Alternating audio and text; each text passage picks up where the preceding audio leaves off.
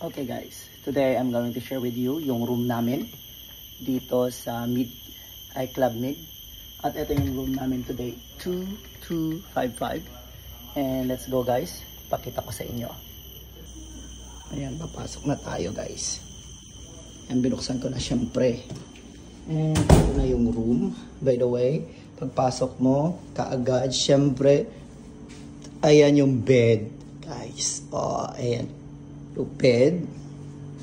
My fan, my aircon, my TV. And then, nandito na lahat. And then, my balcony din ako dito sa labas. Ayan. Kaya pala mainit na buksan ko yung pintuan na. Ayan. Ito yung ambience sa labas. Ayan guys. Ayan. And then, yun na yung beach. At papunta doon yung main. Okay, ang layo, diba? And ito. Pagpasok ulit. Pasok tayo ulit. Ayan. And syempre, ipapakita din natin yung toilet. Okay, ito na yung toilet. Ayan.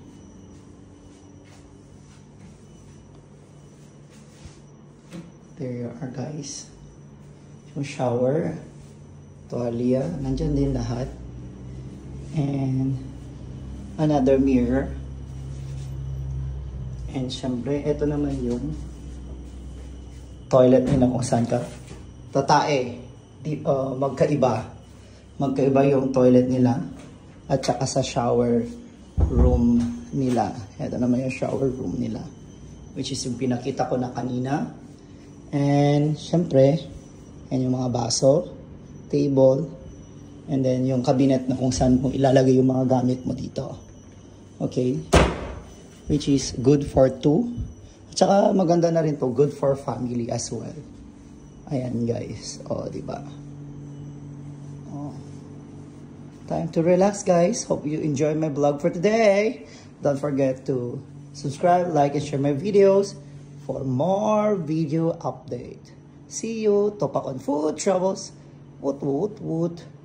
Woot woot. See you. Thank you.